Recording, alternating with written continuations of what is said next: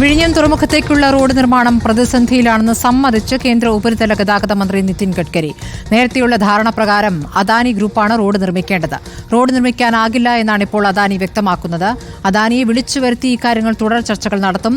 10 ദിവസത്തിനകം പ്രശ്നം പരിഹരിക്കാനാണ് ശ്രമിക്കുന്നതെന്നും ശശി തരൂർ എംപിയുടെ ചോദ്യത്തിന് മറുപടിയായി നിതിൻ ഗഡ്കരി ലോക്സഭയിൽ പറഞ്ഞു. Mr. Shashi Tharoor is telling is very, very important. And at the time when I was shipping minister, I sanctioned that port. The problem is that the port as a private party taken by Adani Port. And now previously they have already committed me that they will make that roads. But now presently they are back out. And now there are some problem. Just 4 or 5 days before, I have a long meeting with the chief minister. And we are now calling them. I will find out some way out because you are very, very important as without road connectivity, there is no use of the port. So within 8-10 days, I will find out the way out. Already it is in the process and we will do it. സുനിലിന്റെ വിവരങ്ങളുമായി സുനിൽ, ഇപ്പോൾ അദാനി ഗ്രൂപ്പിനെ വിമർശിച്ചുകൊണ്ടുള്ള ഗഡ്കരിയുടെ പ്രതികരണം എന്നൊരു രാഷ്ട്രീയ കൗതുകം കൂടിയുണ്ട്. എന്താണ് തരൂരിന് അദ്ദേഹം നൽകിയിരിക്കുന്ന മറുപടി?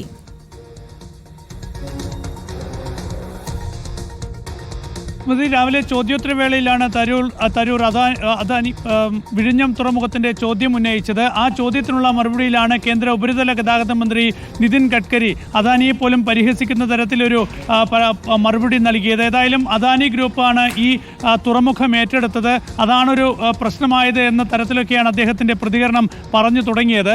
ഏതായാലും അദാനി ഗ്രൂപ്പാണ് ഈ തുറമുഖത്തേക്കുള്ള റോഡ് കണക്ടിവിറ്റി ഉണ്ടാക്കേണ്ടത്. അത് ഉണ്ടാക്കും എന്ന് നേരത്തെ അവർ ഉറപ്പ് നൽകിയതാണ്. പക്ഷേ ഇപ്പോൾ ആ റോഡ് നിർമ്മിക്കാനാകില്ല എന്നാണ് അദാനി വ്യക്തമാക്കുന്നത്.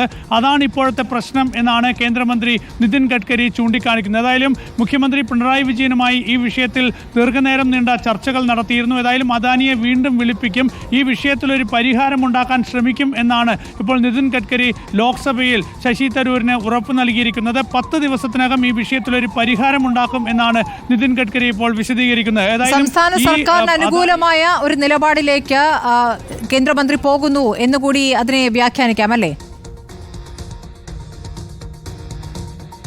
തീർച്ചയായും ഈ റോഡ് നിർമ്മാണത്തിന്റെ കാര്യത്തിൽ വലിയ പ്രതിസന്ധി തുടരുന്നുണ്ടായിരുന്നു. ഇക്കാര്യത്തിൽ സംസ്ഥാന സർക്കാരും നേരത്തെ ആ വിഷയം ചൂണ്ടിക്കാണിച്ചതാണ്. ഏതായാലും ഇത് വളരെ ഗൗരവമായി കേന്ദ്ര സർക്കാർ എടുക്കുന്നു എന്നതിന്റെ വ്യക്തമായ സൂചനയുണ്ട് എന്ന് നിതിൻ ഗഡ്കരിയുടെ വാക്കുകളിൽ. കാരണം അദാനി നിർമ്മിക്കേണ്ട റോഡാണിത്, അദാനി നിർമ്മിക്കും എന്ന് ഉറപ്പ് നൽകിയ റോഡാണ് ഇത്. താൻ നേരത്തെ ഷിപ്പിംഗ് മന്ത്രിയായിരുന്ന സമയത്താണ് ഈ തുറമുഖത്തിന് അനുമതി നൽകിയത്. അന്ന് അദാനി ഈ റോഡ് നിർമ്മിക്കും എന്ന് ഉറപ്പ് നൽകിയതാണ്. ആ വാക്കിൽ നിന്ന് അദാനി പുറകോട്ട് പോയി എന്ന് തന്നെയാണ് കേന്ദ്ര ഉപരിതല ഗതാഗത മന്ത്രി നിതിൻ ഗഡ്കരി പറയുന്നത്. അപ്പോൾ ഈ വിഷയത്തിൽ ഒരു പരിഹാരം ഉണ്ടാക്കേണ്ടതുണ്ട്. അത് അദാനിയുമായി ചർച്ച നടത്തി തീരുമാനമെടുക്കും. അദാനിയെ വിളിച്ചു വരുത്തും എന്ന് കേന്ദ്രമന്ത്രി വ്യക്തമാക്കുന്നു. അദാനിയെ കൊണ്ട് തന്നെ ഈ റോഡ് നിർമ്മിക്കാനുള്ള നീക്കം ഇനി കേന്ദ്ര സർക്കാരിന്റെ ഭാഗത്ത് നിന്ന് ഉണ്ടാകുമോ എന്നതാണ് കാത്തിരുന്ന് കാണേണ്ടത്. ഏതായാലും ഈ റോഡ് നിർമ്മാണത്തിന്റെ ഉത്തരവാദിത്തം അദാനിക്ക് തന്നെയായിരുന്നു.